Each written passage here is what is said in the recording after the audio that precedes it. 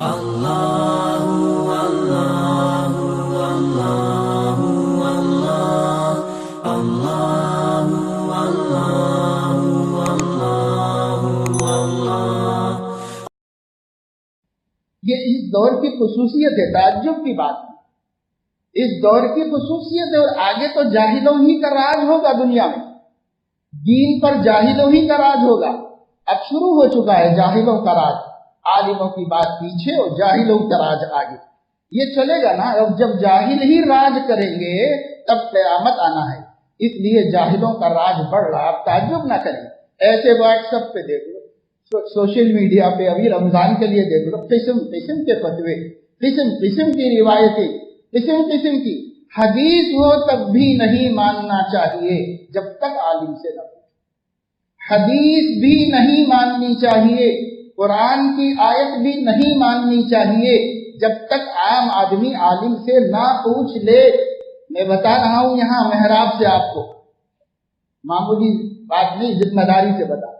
قرآن کی آیت بھی کوئی لائے، جب تک عالم سے نہ پوچھو آپ اس کو نہیں مان سکتے، اس لیے کہ قرآن میں فرمایا گیا ہے وَالَّذِينَ إِذَا ذُكِّرُوا بِآيَاتِ رَبِّهِمْ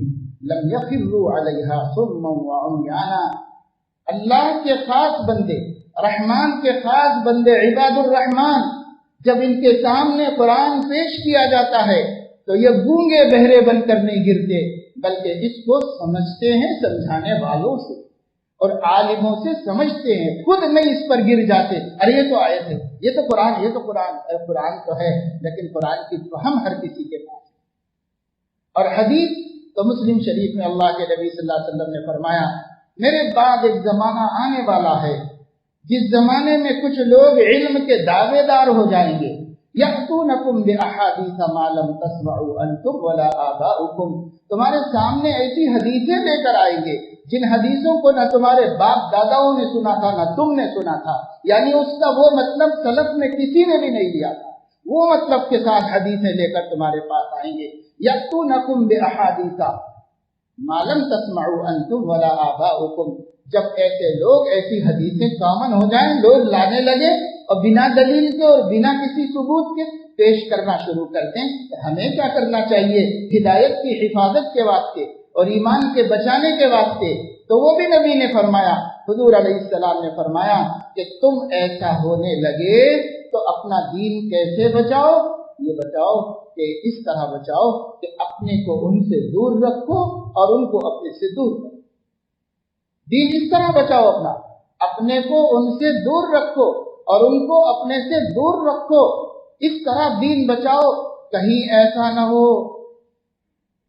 کہ لا یفتنونکم ولا یضلونکم، وہ لوگ تمہیں فتنے میں مبتلا کر کے تمہیں گمراہ نہ کرتے، اس لیے تم اپنا ایمان ان سے بچاؤ، ان سے بچاؤ جو حدیثیں لے کے آتے ہیں لیکن وہ عالم نہیں ہیں اور ان کو پورا علم نہیں ہے،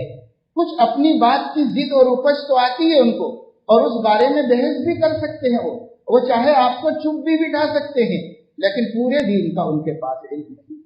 جب پورے دین کا علم نہیں ہے تو ایک اپنے خیال کی دلیلیں لے کر بحث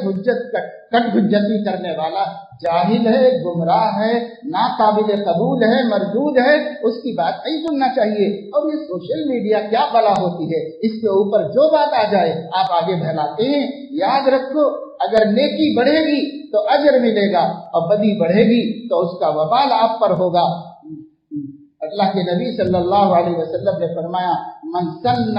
فی الاسلام سنتا سیئتا فعلیہ وزرها ووزر من عمل بها، جس نے غلط بات بلا تحقیق آگے بڑھائی، جتنے لوگ عمل کریں گے اس کا وبال اس کی گردن پہ ہوگا۔ خود تو جنت نہیں کما سکے، دوسروں کی جہنم بھی اپنے سر پہ لینا، یہ کون سی عقل مندی کی بات ہے؟